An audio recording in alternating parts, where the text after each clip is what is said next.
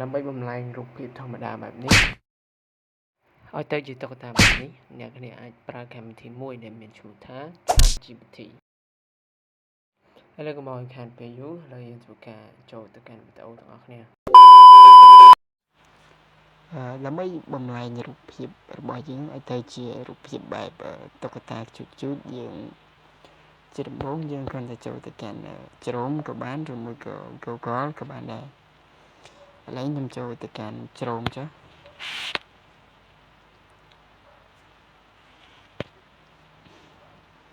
ជ្រោមហើយនៅពេលដែលវាចេញបែបនេះអ្នកគ្នាចុចកន្លែងសញ្ញាកែវយិតនេះមក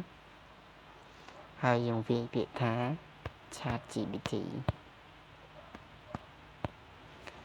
ដល់ពេលអ្នកគ្នាវាយពាក្យនឹងហើយអ្នកគ្នាចុចលើពាក្យខាងក្រោមនេះមកហើយអ្នកគ្នាកន្លែងមើលកន្លែងអក្សរពណ៌រៀងពណ៌ស្វាយនេះមកយើងចុចលើនោះមក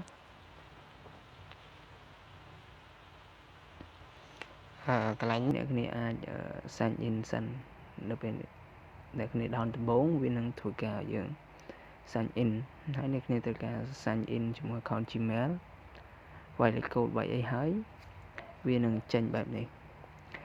នៅពេលចេញបែបនេះអ្នកគ្នាចុចមកកាន់ខាងក្រោមមកកន្លែងវាយអក្សរនេះមកយើងសេអក្សរអង់គ្លេសតាមខ្ញុំនេះមកបាទនៅពេលសរសេរអក្សរបែបនេះហើយអ្នកគ្នាត្រូវចុចកន្លែងសញ្ញាបូកនេះមកហើយយើងចុចហើយវាមានជំរើស2ជាមួយនឹង Photo Library ហើយនិង Take Photo or Video កន្លែង Photo Library នេះមានន័យថារូបភាពដែលយើងបានថតទុកយូរហើយឬមួយក៏រូបភាពដែលយើងថតទុក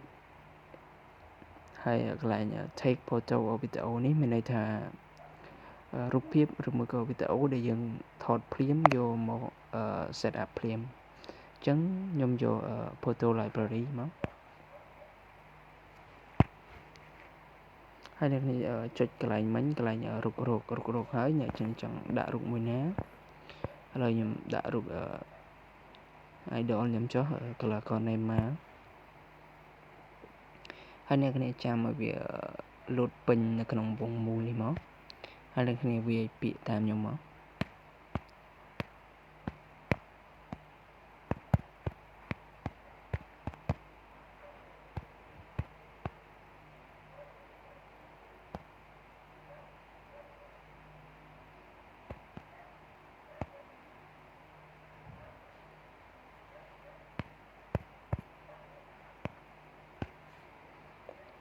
ដល់ពេលអ្នកគ្នាវាហើយអ្នកគ្នាចុចកន្លែងសញ្ញាព្រួញឡើងលើនេះមក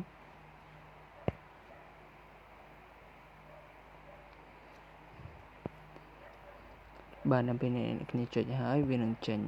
បែបនេះវាកំពុងធ្វើការ set up ឬមួយក៏ដំឡើងឲ្យយើងកន្លែងនេះអ្នកគ្នាត្រូវរងចាំវាយូរតិចប្រហែលជា3ទៅ4នាទីហ្នឹងអ្នកគ្នាត្រូវការចាំតិចទៅ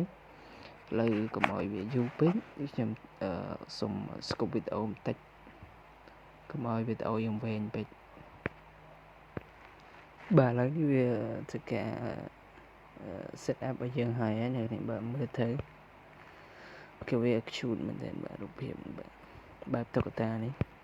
គឺវាស្រដៀងទៅនឹង Neymar មែនទែនគឺស្អាតមែនទែនអ្នកនេះដើម្បីទាញរូបភាពនេះបានអ្នកនេះក៏ចុចលើរូបភាពហ្នឹងមកគេចុចពាក្យថាទាញយករូបភាពនេះមកនេះ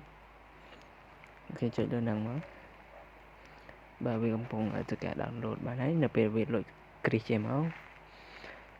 រួចជាការស្រេចហើយអ្នកគ្នាប្រសិនបើអ្នកគ្នាមានចម្ងល់នៅក្នុងវីដេអូនេះអ្នកគ្នាអាច comment នៅខាងក្រោមបាន